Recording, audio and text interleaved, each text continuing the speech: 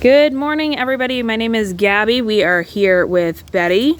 We are wrapping up week 2 of her board and train with us here at Best Paw Forward. So we're going to go through a little bit of a weekly review, show you what she's been working on this week and where she's at with everything. So first thing we are working on is a little bit of place. So having her go on to a specific place, a spot. We have not done a place video with her yet, I believe, but we will make sure that we do that by next week.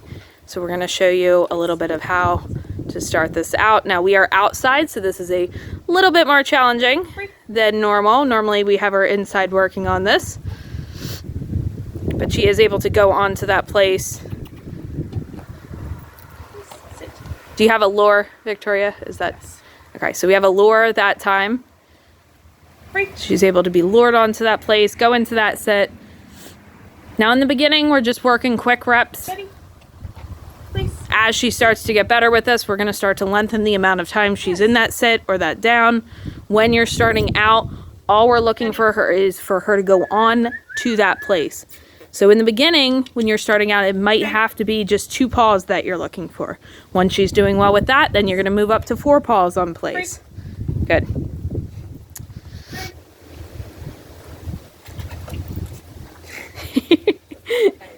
She found something. But she's doing very well. She's focused on Victoria. That's exactly what we want to see. Yes. Good. Girl. Free. Very nice. So she's doing an excellent job with her place. Next thing we worked on with her is a little bit of leash. So we're going to move the place out of the way. Show you a little bit of her leash. Now when we started last week, you saw on her weekly review that we were working inside on leash. Now we've gotten to the point we're able to work outside, a little bit higher distraction. There's more smells out here. It is a bit more challenging. Now you did see on her live video yesterday, her get really excited out here because again, the wind was blowing, lots of different challenges. So we did actually have to put her away for a little bit of a break yesterday. But as soon as she came back from that break, she was able to walk nicely. She wasn't pulling ahead. Now, when we get in a new environment, we go right back to using a higher rate of reinforcement. Yes. We're only walking short distances back and forth in the beginning, only about 20 to 30 feet. There, we needed a little bit of pressure for that turn. She does try to crisscross a lot. She does. Okay. So she is a dog that does tend to try to crisscross behind or crisscross in front. Now, we don't care if she's on the left or the right, does not matter, but you want to make sure you're determining that in the beginning of the session. If you start on the left, you want to keep her on the left throughout the entire session. We don't want her crisscrossing behind. We don't want her crisscrossing in front. We use a little bit of leash management to prevent that from happening. Especially with a small dog like her, that's a big tripping hazard. We don't want her to get hurt. We don't want us to get hurt. Let's go. But she's doing very nicely. So we are going to pause this real quick. We are going to set up for her recall and we're going to show you that. Okay, we are back with Betty now. We are in the yard and we're just going to work a little bit on her recall. Betty. So when you saw recall last week, we started inside the barn again. Low distraction environment. Now we've worked up to the point of being outside in the yard. Now this is more challenging. We have more smells. We've actually got a couple people in this yard right now too, so extra challenging, which is why we're keeping her on leash right now. So when you get her into a new environment, you want to adjust, okay?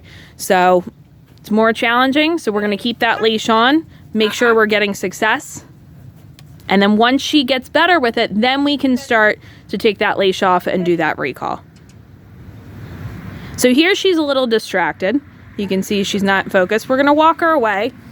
And now what we're going to do is we're going to take a little step back. So maybe we're not looking for that sit. Maybe we're just looking for her not to jump up on us. Okay?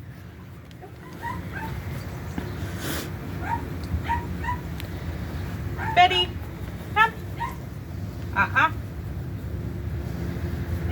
So there we're going to put a little pressure on. Turn. Let's go. Now another thing to note too, When you are starting to increase the level of difficulty, you're going into a different environment, a new environment, what you might have to do is have a little bit of a higher value reinforcement in the beginning. Okay, so kibble might work inside, but outside you might have to use a little bit higher value and then start to mix it up. Give a couple pieces of kibble, give a couple treats. Ready. Let's go.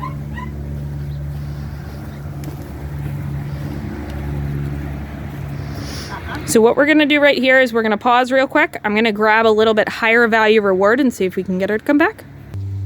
Okay, so we have a little bit higher value reward now. So we're gonna use that to work on that recall. We still do have that leash on her just in case she does get a little bit distracted. Very nice, she's able to recall and she gets that reinforcement. Good. Now again, inside, we're looking for that sit. Right now, because this is newer, we aren't looking for that sit necessarily, we're just looking for her not to be jumping up. As she starts to get better, then we can start asking for that sit. You saw that time she actually did sit, which is great. Very nice. Good. So, sometimes when you're changing environment, you have to adapt and change what you're working on. We'll do one more. Now she's ready to go. Good. Very nice. So if you're having trouble with one of the sessions, sometimes you have to troubleshoot, okay? You have to change things to try to get that session to go a little bit more successfully. But she's doing a great job with it now. You guys have any questions, let us know. And we will see you on her video next week.